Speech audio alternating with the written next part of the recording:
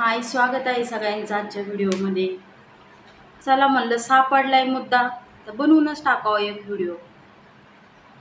कारण आपल्याला जर कोणी एवढं खालच्या पातळीचं आणि एवढं घाण जर बोललं ना, माणसाला आहे ना ते ध्यानातलं मनातलं कधीच जात नसतं बरं का.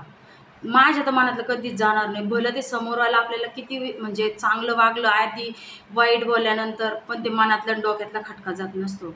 तसंच झालं बरं का माझ्या बाबतीत बी. आज महिन्याला राईट म्हणजे मी शुक्रवारचं निरंकार उपास धरत असते ना, त्याच्यामुळे लक्षात राहिलं.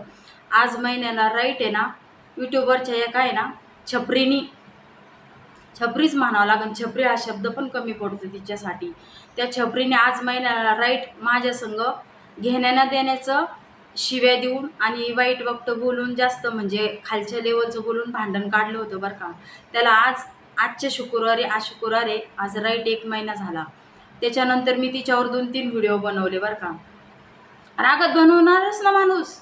तिने एवढं घाण बोलल्यानंतर कोणची बाय ऐकून घेणार आहे? यूट्यूब कुणाच्या बापाचं आहे म्हणून कुणी उठावं बोलावं आणि माणसाने गप्प बसून ऐकून घ्यावं असं काही आहे? तर मग मी तिच्यावर 2-3 व्हिडिओ बनवल्यानंतर तिने परत एक अशी लाईव्ह घेतली. सध्या तिने ती लाईव्ह आहे ना प्रायव्हेट केली, नाहीतर डिलीट मारून टाकली बरं का. मी बघितली तिच्या चॅनलवर जाऊन, कारण आपला मोबाईल, आपलं नेट आहे, आपण कोणाच्या चॅनलमध्ये घुसू शकतो. फरक एवढाच आहे की विनाकारण कोणाला आपण वाईट बोलत नाही, एवढाच फरक आहे. तिच्यासारखं विनाकारण बोलत नाही. तर तिने ती लाईव्ह आहे ना प्रायव्हेट केली किंवा डिलीट मारून टाकली. पण एक जी आज महिन्याची लाईव्ह आहे ना, त्याच्यामध्ये तिने जे घाण शब्द वापरले, त्याच्या पलीकडे तिने त्या दुसऱ्या लाईव्हमध्ये एवढी घाण एवढी अश्लील भाषा वापरली होती ना, अक्षरशः कानाला, मला काय दुसऱ्याला सुद्धा ऐकवल्या जात नव्हती. बाकीच्यांच्या कमेंट माझ्या व्हिडिओ खाली आल्यानंतर ते सांगत होते, एवढी खालच्या थराची भाषा तिने वापरलेली होती. पण कसं असतं ना, तुम्हाला एक सांगू का, माणसानी ना किती काही होऊ द्या, पण सत्याची ना कास कधी सोडायची नसती आणि नियतीने वागायचं असतं. किती इकडची दुनिया तिकड होऊ द्या, भलं 100 माणसामध्ये आपल्याला 99% लोकांनी नावं ठेवू द्या, 1% लोकांनी चांगलं म्हणू द्या, तरी पण आपण चुकीचं नाही आहे ही आपली बाजू ना आपण मान्य केली पाहिजे. बरेचदा 99% लोकांनी किती आपल्याला आपल्याविषयी त्यांच्या मनामध्ये कसेही विचार असू द्या, आपण आपल्याला स्वतःला काही फरक पडून नसतो घ्यायचा. तसंच मी केलं होतं. भले तिने मला इतक्या खालच्या, इतक्या घाण शिव्या दिल्या त्या, आजपर्यंत मी एखाद्या दुश्मनाला इतकी घाण भाषा वापरली नसन एवढ्या माझ्या बाबतीत. मी तिच्या चॅनलवर, तिच्या लाईव्हला मला केलेलं बोलणं ऐकलं होतं. पण तेव्हा काय झालं होतं, ती लाईव्ह झाल्यानंतर ती संध्याकाळी तिच्या आईला आणायला गेली होती बरं का. म्हणलं चला जाऊ दे, ती नालायक आहे, आपण नालायक नाही व्हायचं. एखाद्याच्या घरात दुःखाचा प्रसंग असल्यानंतर आहे ना, त्याच्यावर व्हिडिओने बनवणं पण चुकीचं आहे. तेव्हा मी सोडून दिलं. त्याच्यानंतर माझं लेकरू आजारी पडली होती, माझी जानू 10-15 दिवस उलगडली नव्हती.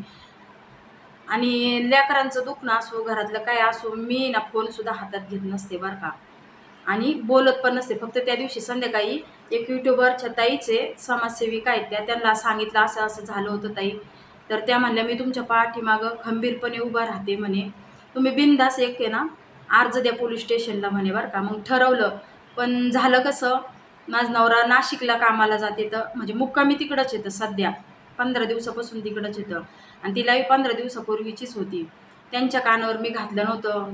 यांच्यासारखं थोडीच आहे आपण. असं नवरा इतक्या लांब असल्यानंतर जर असं एवढं विचित्र बोललेलं त्यांना जर सांगितलं, गडी माणसाला टेन्शन येतं किती. आपल्या बायकोला जर कोणी असं खालच्या थरचं, खालच्या लेवलचं एवढं घाण बोलल्यानंतर जर नवऱ्याला कळलं तर त्यांना टेन्शन येऊ नये म्हणून मी त्यांना सांगितलंच नव्हतं बरं का. फक्त त्या ताई चाकणच्या आहेत, एवढंच सांगते मी. ताईंचं नावसुद्धा घेत नाही. समाजसेविका आहेत आणि त्या भरपूर चांगल्या स्वभावाच्या आहेत. महिलांना खूप चांगल्या पद्धतीने ना त्या सपोर्ट करतात. त्यांना फक्त मी सांगितलं हिच्या लाईव्हबद्दल, हिने विनाकारण एवढ्या खालच्या घाण लेवलच्या शिव्या दिल्या होत्या मला. पण मग ते आल्यानंतर आत्ता 6 दिवसापूर्वी ते आले होते. तर मी त्यांना सांगितलं असं असं आहे, आपल्याला पोलीस कंप्लेंट करायची. पण मी ती लाईव्ह बघायला गेले तर बाईंनी लाईव्ह डिलीटच मारून टाकलेली होती. लाईव्ह डिलीटच मारून टाकली. तिने शिव्या तर दिल्या. मी तिच्या लेकरांचे नावंसुद्धा घेतले नव्हते. तिने माझ्या लेकरांना सुद्धा एवढे घाण बोलली होती ना, ज्याचं नाव तेच. असं आहे ना, एखादं विचित्र विकृत बुद्धीची बाई आहे ती. लई नालायक आहे, इतकी हलकट आहे ना शपथ. आणि नियतीचा फेरा कसा फिरतो बघा. ती मला काय म्हणली होती, दारोदार भीक मागत फिरशील, हां तुझ्या संसाराची वाटोळं होईल, तुझ्या लेकरांचं असं होईल, तुझ्या नवऱ्याचं तसं होईल, आमकं होईल, शिव्या श्राप दिल्या त्या फक्त.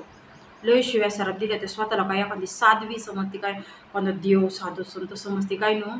त्यामुळं तिने मला एवढ्या शिव्या श्राप दिल्या, पण माझं झालं काहीच नाही, झालं वाकडं काहीच नाही, कारण सत्य वागतं ना माणूस. झालं काहीच वेगळं वाकडं वाईट काहीच झालं नाही. पण तिच्याच बाबतीत मला म्हणली होती व्हिडिओमध्ये, लाईव्हमध्ये, भीक मागत फिरशील दारोदार, आणि आता तूच बघ ऑनलाईन भिकारी स्कॅनर टाकलंय व्हिडिओमध्ये. आणि आता हिने मला तेव्हा कायद्याची धमकी दिली होती ना, आता हिने जर मला, जर मी तिचं नाव घेत नाही, ती म्हणते माझं नाव घेऊन ये ना व्हिडिओ टाकते, तेव्हा यांची व्हिडिओ चालते. त्यामुळे असल्या कुत्र्याच्या व्हिडिओमध्ये ना नाव घेणारच नाही. समजणे वाले को इशारा का, ती सगळ्यांना माहिती आहे. तिचं नाव घेतलं नाही, पण तिला बराबर ठसवून तिचे चमचे तिला बराबर सांगते मी व्हिडिओ केलाय म्हणून. तर ही मला महिन्यापूर्वी काय म्हणली होती, 15 दिवसापूर्वी काय म्हणली होती, महिन्यापूर्वीची वेगळी लाईव्ह, 15 दिवसापूर्वीची वेगळी लाईव्ह, महिन्याची आहे अजून तिच्या चॅनलवरती. 15 दिवसापूर्वीची लाईव्ह तिने प्रायव्हेट केली किंवा डिलीट मारली. दारोदार भीक मागत फिरशील म्हणली होती. आणि आता कोण मागतंय ग बाई भीक सोशल मीडियावर? ऑनलाईन भिकारी कोण झालं? देवाने कोणावर भीक मागायची वेळ आणली? खोटी म्हणून तुझ्यावर वेळ आणली ना. जर मी खोटी असते तर मला देवाने भीक मागायची वेळ आणली असती ना. महिन्याच्या आतच, 1 महिना आज झालाय, आणि भीक मागायचा व्हिडिओ 4 दिवसापूर्वी पाडलाय, 3 दिवसापूर्वी पाडलाय. मग विचार कर, जरा सुधर, जरा तोंडाची भाषा वेगळी कर, जरा डोक्यातले विचार तुझे त्यांना लई टेन्शन आल्यावर गरम होत्यात ना, त्या जरा असा बर्फाचा खडा ठेवून गार कर, आणि सभ्य भाषेत बोलत जाय तू. विनाकारण लोकांना बोलत जाऊ नको. नियतीचा फेरा कधी ना कधी फिरून तो आपल्याकडेच येत असतो. त्यामुळे दुसऱ्याला शिव्या शाप देणं हे एकदम चुकीची गोष्ट असते. कधी कुणाला तुम्ही ना, एखाद्याचं तुम्हाला आवडलं ना, तर त्याला समजेन अशा त्यांनी जसं आपल्याला बोललंय त्या भाषेत तुम्ही बोला ना. इतक्या घाण लेवलच्या शिव्या आणि एवढ्या शिव्या सराप, ते पण माझ्या लेकरांना सुद्धा, नवऱ्यांना सुद्धा. तुझं माझं चालू होतं ना, तर मग मला बोलायचं होतं. माझ्या लेकरापर्यंत गेली होती ग तू छपरे. तुलाच भीक मागायची बारी आणली देवाने, ऑनलाईन भिकारी. आणि भीक बी कशी मागती माहिती का? ज्या दवाखान्याला वेळेत घाटात आमच्याच इकडचे आमदार येतं, माननीय राधाकृष्ण विखे पाटील यांचा दवाखाना आहे बरं का, विळत घाटामध्ये. त्या दवाखान्याला जास्तीचा खर्च येत नाही. फक्त काही सिटी स्कॅन करणं, एक्सरे काढणं, थोडेफार बाहेरचे औषधं, एवढाच खर्च बरं का. नाही तर दवाखाना पूर्णपणे सरकारी दवाखाना आहे तो. दवाखाना पूर्णपणे सरकारी दवाखाना, तिथं पैसे लागत नाही. तर हिनी फक्त आईला आणलं राऊरीला, ते होमिओपॅथिक दवाखाना नाही का, तिथं मी पण गेलते बरं का, माझ्या लक्षात नाही. तिथं काही नाही, 5-6 हजार, 4-5 हजार रुपये लागते. तर 4-5 हजार तिने वसूल बी केले. रात्रंदिवस 4-4, 5-5, 3-3 व्हिडिओ टाकून आईवर ते पैसे तिने वसूल बी केले. पण खरंच ज्यांच्याकडं एवढं, महिना नाही झालं तिने वाटतं सोनं खरेदी करू ना, सोनं नाणं, बंगला, गाड्या, पैसा असतो. खरंच अशा लोकांना पैशाची मदतीची गरज असते का ऑनलाईन? तुम्हीच सांगा. माझं चुकत असलं तर तुम्ही मला वाईट कमेंट केली तरी चालेल.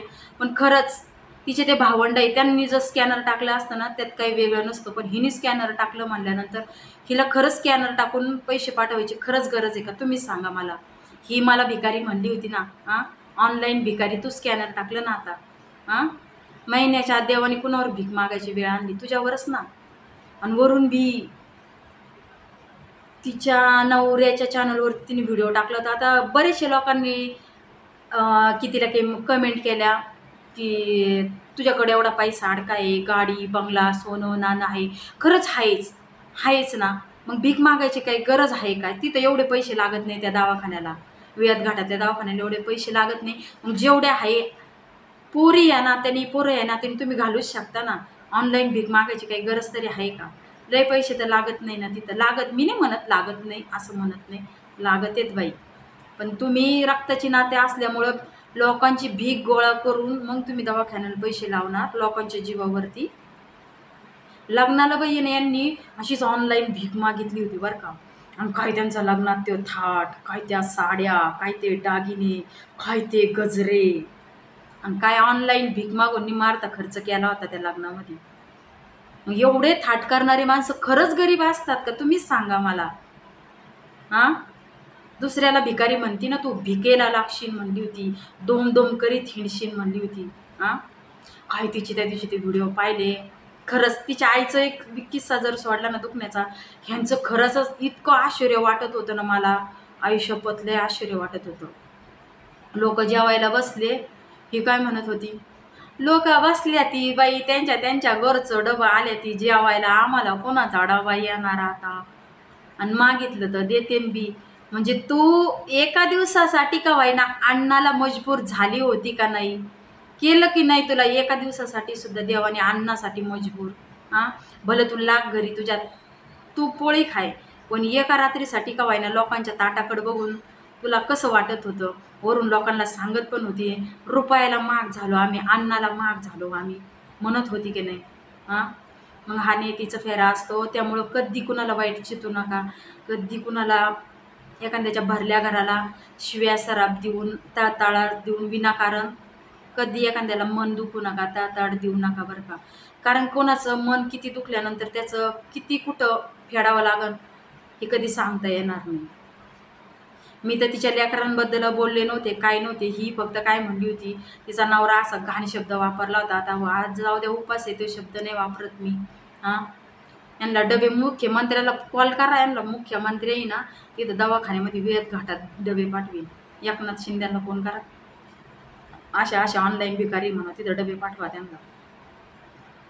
लय भारी वाटलं. तू एक दिवसासाठी का व्हायना भीकमा अशी तरसली होती, लोकांचे डबे पाहून, अन्न अन्न बघून तरसली ना, माझ्या मनाला लय भारी वाटलं. ते आईचं जाऊ दे तुझ्या, ते दुखणं बी काही लय नाही, पण तुम्ही उगीच भाऊ करताय. सायटिका नावाची नस दबल्यानंतर जे त्रास असतो ना, ते कोरोनानंतर कितीतरी लोकांना गॅप पडणं, त्रास, हे नसा दबणं, हे भरपूर लोकांना चालू आहे तो त्रास. मग तुम्ही त्याचा इतका भाऊ केला, इतका भाऊ केलाय ना, आणि एवढं विवळू विवळू व्हिडिओ टाकताय ना तुम्ही, पब्लिकला चिवत्या बनवताय तुम्ही. आणि तुमच्या चॅनलवरचं पब्लिक चिवत्याची, तसे बाकीचे नाही येतं. समजणाऱ्यांना समजून येतं, जे शहाण आहेत ते, पण बाकीचे सगळे चिवत्या लोक येतं. आणि म्हणली बी होती बरं का, तिला व्हिडिओला कमेंट केल्या ना, पैशाची काही गरज नाही, तुम्ही ऑनलाईन भिकारी असं तसं. आणि जेवण जेवण बी एवढं बकासुरासारखं खायला घेऊन बसल्यानंतर ऑन कॅमेरा एवढं तुमचं दुखण्याचं पेशंट आहे म्हणल्यानंतर माझ्या तोंडचं पाणी पळत आहे. माझं लेकरू साधं सर्दी ताप खोकला होता ना, पण 8-10 दिवस मी ते मोबाईलकडे सुद्धा बघितलं नव्हतं का, व्हिडिओसुद्धा नव्हते टाकले. विचार कर. आणि मग तुम्ही एवढं पेशंट इकडं तिकडं पळवताय, तुम्हाला भुकाच कशा लागत येतं? आणि खायची तुमची वासनाच कशी होती? अख्खं खानदान ते दवाखान्यांनी घेऊन पाहता, एवढं एवढ्या लेकरापासून तर मोठ्यांपर्यंत. कशासाठी? फक्त लोकांची सहानुभूती गोळा करण्यासाठी. तर लवकरच आमच्या भागात येशील बघ पेशंट घेऊन. शिर्डी किंवा पुणतांबा हा माझा शब्द आहे आज उपासा तापासाचा. लय तू मला तळतवलं खरंच ना. त्या लाईव्हला तू विनाकारण मला एवढ्या घाण घाण लेवलचं बोलली, जे की तुला मी कधी तेवढ्या घाण लेवलचं बोलले सुद्धा नव्हते. तू प्रायव्हेट केली. आता जरी कोणी हा व्हिडिओ बघून ती लाईव्ह बघायला जर गेलं ना, तरी हिनी ना ती इतकी घाण अक्षरशः उपासा तापासाचं, मी तळतळून सांगते, हिने मला एवढं घाण बोलली ना, हिचं इतकं वाटोळं होईल ना, शपथ हिच्या लेकरांचं नाही व्हावा, हिच्या नवऱ्याचं नाही व्हावा, फक्त हिचं एकटीचंच इतकं वाटोळं व्हावं ना, हिचं तोंड अक्षरशः वाकडं व्हावा, आणि तू कोलतांब्याच्या दवाखान्यात यावा आणि मी तिथं व्हिडिओ काढायला यावा, ही माझी मनोमनी इच्छा आहे, लय इच्छा आहे शपथ. जशी एका दिवसासाठी वेळात घाटात अन्नाला तरसली ना तू, तशी माझी ही इच्छा सुद्धा पूर्ण होईल लवकर, एवढं ध्यानात धर. आणि तू हा व्हिडिओ बघशील सुद्धा. अरे काय धंदे, अरे काय लोक आहे तुम्ही, शपथ ना. हा फोन बी तीनदा तीनदा कमून येऊ राहिला. लई लई तळतळले मी खरंच, आज सुद्धा तळतळले पण तितकीच. ती लाईव्ह त्याच्यातून डिलीट झाली म्हणून. आणि मला आनंद बी तितकाच झाला. जी बाई मला भिकारी म्हणली होती, भीक मागायला मजबूर होशील म्हणली होती, तुझ्या संसाराचं वाटोळं होईल म्हणली होती, तुझे लेकरं तुझा नवरा तू दोम दोम भीक मागत फिरतान म्हणली होती. बघा नियतीचा फेरा. महिन्याच्या आतच देवाने तुला ऑनलाईन भिकारी बनवलं का नाही? पण एवढंच वाईट एकाच गोष्टीचं वाटतं, हे खोटं नाटकं करून भीक मागताय. यांची खरंच कंडिशन भीक मागायसारखी नाही आहे, पण खोटं खोटं बोलून भीक मागताय, ह्याच गोष्टीचं वाईट वाटतं.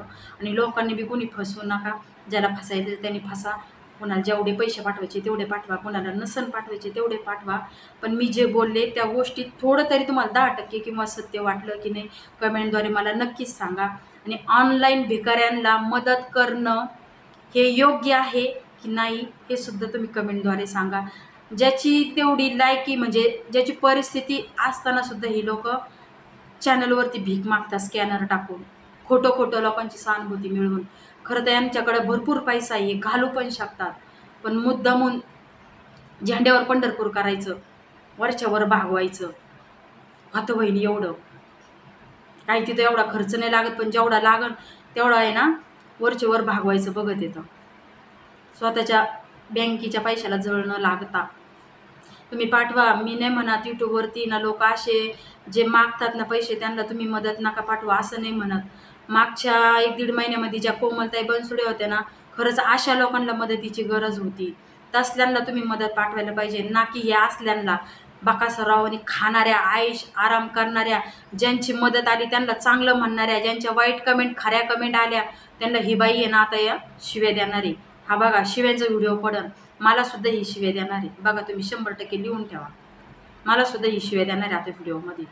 मी समजून घेतलंय महिन्यापासून, हिने मला किती काही बोललं ना, मी ह्या नावाची कुत्री पाळलेली आहे आणि ती कुत्री ना यूट्यूबवरती माझ्या नावाचा प्रचार करून राहिली, असं मी मनात धरून चाललंय. कारण मी लय हरामी आहे. मजाक मस्करी करायच्या बाबतीत आहे ना 100 हरामी मेले असतील तेव्हा मी एक हरामी पैदा झाली. पण मी दाखवत नाही माझा हरामीपणा. नको वाटतं. आपल्या घरातल्या घरात चेष्टा मजाक बरी, व्हिडिओवरती चॅनलवरती कशाला मजाक मस्करी टाकावा असं वाटतं. नाही तर मी ना लय फ्री डॉक्याची. असं तर मग हिच्यासारख्या कॉमेडी करून काही पण शिव्या देऊन मारण्याचे व्हिडिओ टाकीन, रोजचा व्हिडिओ पडतील 2-3. पण नको, असं वाटतं नको. आपले लेकरं लहानाचे मोठे होते तर त्यांच्या नजरेत आपली काय इमेज राहील, काय आदर्श घेतील ते आपला. त्यामुळं मी ना असं मोजकी भाषा वापरून व्हिडिओ टाकत असते. नाही तर बोलण्याच्या बाबतीत मी सुद्धा लय हरामी, तुझ्यापेक्षा जास्त हरामी. आणि या कायद्या कानूनची धमक्या मला नको देऊ बरं का तू, सांगून ठेवते तुला. मी केस करायला निघाले होते पण तू ती लाईव्ह डिलीट मारली माझा नवरा 8 दिवसानंतर आल्यानंतर. नाही तर केससुद्धा मी केली असती. संविधानाने कायदा कानून काही तुझ्या एकटीसाठीच नाही काढलेलं, सगळ्याला समान कायदा आहे. तू पंगा घेशील आणि आम्हाला घाण शिव्या देशील आणि आम्ही गप गुमानी बसून ऐकून घेऊ. गो बाई, तुझ्या घरचं खातो आम्ही. आणि यूट्यूबवर कसे व्हिडिओ टाकायचे आणि कसे नाही तू शिकवणारी कोण? यूट्यूब कोणाच्या बापाचं एक काय? हां, हरामी अवलाद. बरं चला बाय. आणि हे फोन येत होते 2-3, काय बोलायचं होतं ना विसरून गेले बरं का मी बोलण्याच्या नादात. मला आज लई चक्कर येऊ राहिले कारण मी उपास निरंकार धरत असते. आई सप्तशृंगी माते, मी जर खोटी असले तर मला चमत्कार दाखव, आणि समोरवाली जर खोटी असन तर तिचं तोंड वाकडं करून, तू जशी महिन्यापर्यंत ती मला भीक मागायला लावून असं म्हणली होती, तर महिन्याच्या आत तिला पोलतांब्याला पॅरालिसिसच्या दवाखान्यात खेचून आण. हीच माझी सप्तशृंगीच्या चरणी प्रार्थना.